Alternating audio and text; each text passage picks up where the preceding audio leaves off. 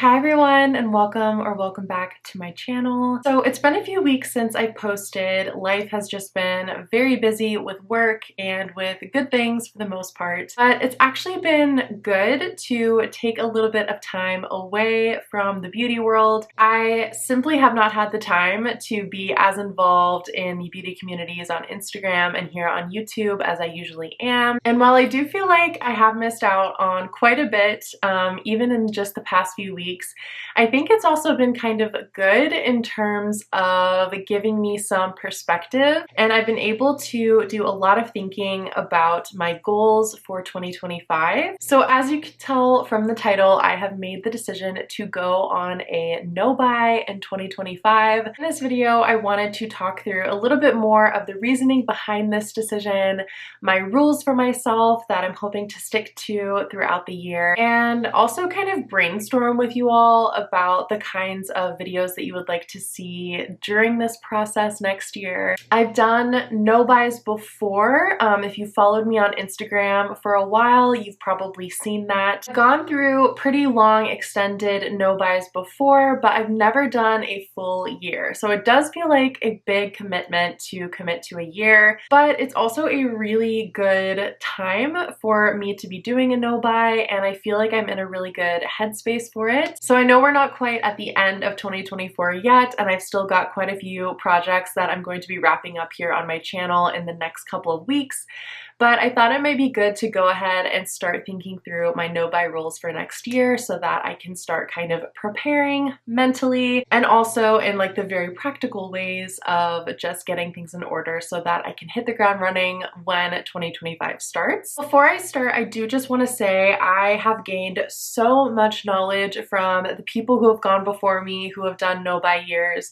I'm thinking in particular about Hannah Louise Poston, but there are so many other creators who have posted their experiences doing no-buys, particularly in the beauty realm. So I do just want to kind of acknowledge that, pay homage to those creators, and say that a lot of what I've learned and a lot of the way that I'm approaching my no-buy year has come from seeing other people do it in the YouTube space before me. Honestly, it would be so great if you could put down in the comments below any creators that you follow who do no-buy or low-buy content, or people who you have seen do a no-buy year before. I found watching those kinds of videos to be super inspiring and motivating, and also very helpful and instructional in thinking about how to approach this. But let's go ahead and start with my why. From what I've gathered, it is very important to have a clear reason behind your no-buy year so that you always are grounded in the project and you always have a reminder of why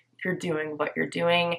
For me, this is definitely for financial reasons. We have had quite a few huge expenses this year. My husband and I got married in June and we went on a honeymoon. He was also laid off for 3 months this year and thankfully found a new job and is working full-time again, but it was a very expensive year for those reasons. And next year we are most likely moving, which if you've ever moved before, you know is a huge expense. So we need to do some kind of financial recovery from 2024 and also just some financial planning for 2025 because life comes at you hard, and big life changes, unfortunately, a lot of the time mean big life expenses. I know for me, I was not the most financially responsible in my 20s.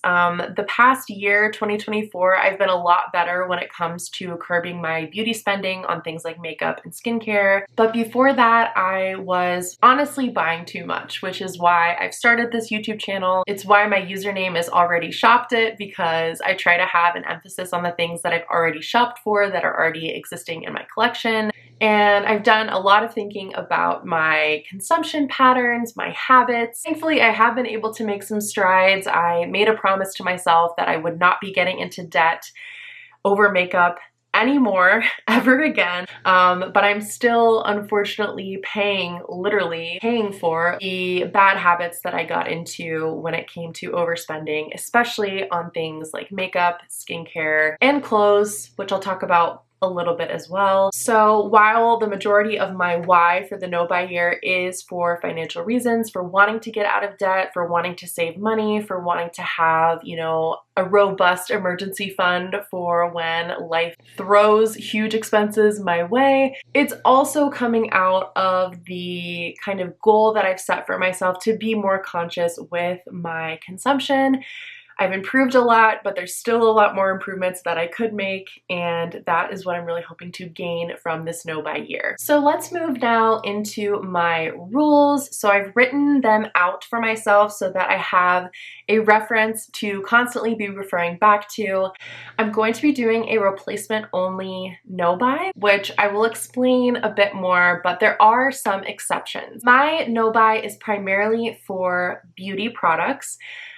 It's also for clothes, shoes, accessories as well, but for the purposes of sharing my updates on this channel, I'm going to be focusing more so on the beauty side of things. I'm going to be doing a replacement only no buy, and what that means is that I'm only allowed to purchase a beauty product and bring something new in if I am completely out of all products in that category. So really, if I'm honest with myself, the only categories that I can see myself genuinely needing replacements in would be mascara and brow gel. That's it. You know, if you've been on my channel for any length of time, I have so much makeup in the way of color cosmetics like blushes, lip products, bronzers, highlighters. Don't even get me started on the eyeshadow palettes. I have more than enough, but also in things like foundations, primers, concealers, powders, setting sprays. I've got it all. There is no reason why I will need to buy any products in those categories. Mascara, I do try to replace every few months just to avoid eye irritation and infection. And brow gel, I could potentially need maybe towards the end of 2025, but right now I'm pretty well stocked. I don't need any brow pens or brow pencils because I've got a ton of eyeshadow I can use to fill in my brows. So really, it's mainly mascara that I'm going to be replacing, but I have included brow gel in there just in case. All other makeup products are completely off limits, with the exception of if a brand reaches out and would like to gift me some products and PR. I'm not going to say no to that because that happens to me very infrequently, and when it does happen, it's usually a brand that I'm very excited to work with, and so I am frankly overjoyed when that does happen. So if a brand wants to give me some products and PR, then that is okay. And if I do any paid work with brands, which is something that I have been very fortunate to kind of dip my toe into on Instagram and TikTok this year, if there are products that are included as part of that work, then I will accept those products as well, because since this is partly a financial project, I'm considering working with brands as a form of extra income, and so any products that come in as part of that work will not be counted against me. And then I am a part of 2 monthly PR programs. So fortunately, I am in the Ipsy Creator Incubator, which means that I get an Ipsy bag and usually a BoxyCharm box, Ipsy box, whatever they call it, every month. And I'm also part of the L'Oreal Consumer Beauty Partner Program, which I am so thankful for because they usually allow me to pick the products that I want to try. So the categories that need replacing, like brow gel or mascara, as I mentioned, I'm gonna try to fill those first through those PR opportunities so that nothing is coming out of my pocket unless it needs to. But I'm hopeful that I will be able to use those opportunities to replenish what I need. The other great thing about the L'Oreal partner program that I'm in is that L'Oreal has so many brands under their umbrella, including hair care. So I'm gonna try to use the L'Oreal PR opportunity to replenish on things like shampoo, conditioner, potentially bond repair products, and maybe hairstyling products, although I have a pretty good backstock of hairstyling products, so I probably wouldn't need anything like that, although I don't have a hairspray right now. And hairspray would be useful, but for the most part, if I can, I will try to use that opportunity towards shampoo and conditioner, things that like my husband and I share a shower, so we're both using and we need to replenish often, if that makes sense. As far as skincare goes, again, I've got a backstock. Like, I'm good on every single skincare category. The only thing I can see myself potentially needing to replace would be my retinol, which is a product from Avène. But I've also got 2 of those at the moment. We'll see how we go. You know, you use such a tiny amount of retinol anyway, but I could potentially need a replacement on retinol. So that is considered as part of my exceptions as well. But those are the only exceptions. So if I need a new mascara or a new brow gel, I'm first going to try to use my PR opportunities to replenish those things. If I can't get it through PR, I will allow myself a replacement if I have no other backups. Shampoo, conditioner, I'm going to try again to replenish those through PR opportunities. And then if I need a restock of my retinol because I have no other retinol products that I can use, I'm allowed to purchase 1 bottle, not multiple bottles, of my retinol from Avène. As I mentioned, my no-buy content for this channel will mainly be about beauty, but I will just touch quickly on clothing in case anyone's interested. I don't want to buy any new clothes, basically, unless I absolutely have to. So I have built in some exceptions for clothing purchases, but I am currently in the process of decluttering my closet. And I think that I am just someone who cannot have an overabundance of options when it comes to clothes. I get behind on laundry very easily. I'm very lazy when it comes to putting my clothes away and putting my clean laundry away. And I just need to kind of streamline the whole process of getting dressed, washing and drying my clothes, and putting them away. So I think that whole process would be made a lot easier by having less clothing items in general. So no clothing purchases coming in 2025 with a few key exceptions, one of which is bras. I really could use some new bras. Bras are one of those things that I feel like wear out over time and does kind of need replacing. So that's something that I kind of want to budget for in 2025. It's not like an emergency right now, but I could use a few new bras. The second exception is key new pieces for my job. So as I mentioned, we are likely going to be moving. I'm likely going to be starting a new job. I don't want to say anything too definite right now because things are still up in the air, but if I do end up needing some new pieces for my new job, I will allow myself to buy a few, and I'm talking very minimal, key new pieces. And that's like less than 5 because I don't need that much. I've got a good amount of workwear in terms of like work pants and shoes. I might need a couple more tops and I might need a couple more like jackets, blazer type things. So that is a clothing purchase exception. The other key clothing exception is a dress for my cousin's wedding next year because I don't have anything suitable. I have a feeling it's going to be black tie, and I don't have a black tie gown option laying around in my closet. So I think I'm gonna try to find something through Rent the Runway so that I don't have to purchase it and have it forever. But that's gonna be an exception for bringing in new clothing next year. And then if an everyday essential of mine just completely breaks, wears out, or no longer fits, I'm not going to punish myself if I've gotten the use out of my things, and I'm not going to punish myself if my body changes. So things like jeans or tennis shoes would be another good example. If it gets to the point where I can't wear it or use it anymore, I will be allowed to replace it. So again, kind of that replacement mindset of it has to be moving out of my collection in order for me to replace that category. Otherwise, things like shoes, bags, jewelry, I don't need any of that. I have plenty. I have more than I need. I have an overabundance of options. I don't really use a lot of body care products. I'm not going to be buying any self-tanning products because I use them so infrequently that a lot of the time they just sit around for 90% of the year, waiting for the 10% where I'm actually going to use it. So I'm just going to try to embrace my natural pale skin tone and not buy any new self-tanning products. I don't use a ton of like scrubs. I have scrubs. I've got some backstock on body moisturizers. I don't need any body sprays. I don't need any perfumes. I don't need face masks. I don't need under eye gels. I don't need any hair tools. So the general rule is to try not to buy something unless I really, really have to. So finally, let's talk about what I'm thinking about doing on my channel to track my progress.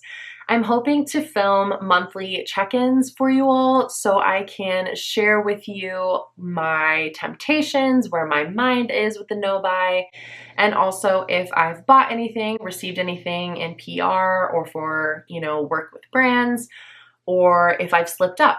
Maybe I make a mistake. I hope I don't, but also to keep myself accountable, I'm gonna try to film monthly check-ins. As I mentioned, I've still got a few panning projects from 2024 that need to be wrapped up. So I will talk more about each specific project in those wrap-up videos.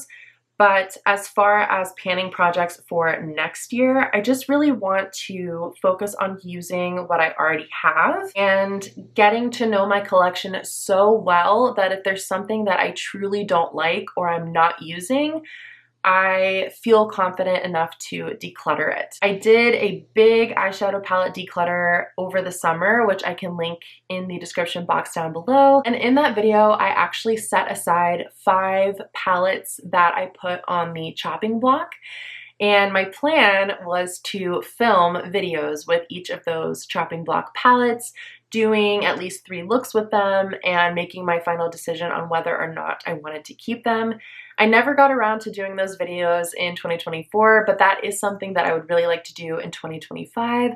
Just digging into the palettes that I'm not sure about, spending some time with them, and then making the decision on whether or not I want to keep them or find new homes for them. I don't take decluttering lightly. I never just want to declutter to make space for new stuff coming in. So my hope for 2025 is that I will be able to get a ton of use out of what I already have and then be able to make informed decisions about whether or not to declutter something. So there might be a few declutter videos along the way, but there will be a lot of videos where I use things that I already have, similar to what I do now, like Duping the Vibes videos. Those are so much fun for me to make, and also a great way of quelling that panic that I get when I see a beautiful new eyeshadow palette come out and I am trying to convince myself not to buy it. The best way I found to convince myself not to buy new eyeshadow palettes is by duping them with what I already have. So I definitely want to do more of those. I need to film an update for my blush roulette project, but I'm having so much fun with that, choosing a blush wardrobe for the season and just really focusing on those blushes and leaning into the kind of seasonal tones. I'm having so much fun with that project, so that's definitely going to continue next year. I'll share more specifics about my eyeshadow panning in future videos, but I definitely want to touch every eyeshadow palette that I have, and I will be sharing that process with you all as I go. But I would love to hear from you if you have specific requests or ideas for content that you would like to see as I am actively not buying anything new and trying to use what I have. Maybe there are palettes or products in your collection that you yourself are looking for inspiration to use more often. I would love to hear your ideas and your suggestions for 2025 no buy, using our collection kind of content in the comments. If you yourself are feeling the pinch financially or just the call to kind of reevaluate your spending and use more of what you already have, I would love for you to join me in this project next year.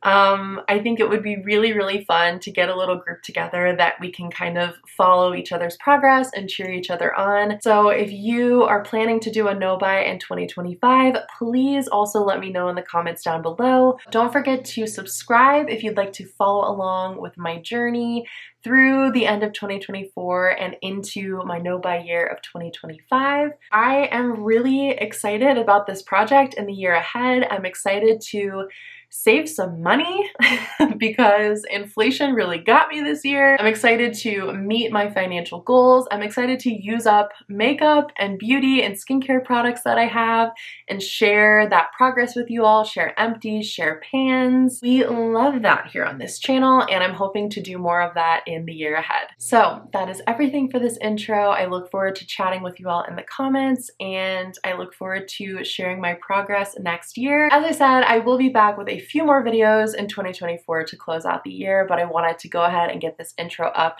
to let you all know what I'm planning and get excited about the year ahead. Thanks again for watching today, and I look forward to seeing you in my next one. Bye!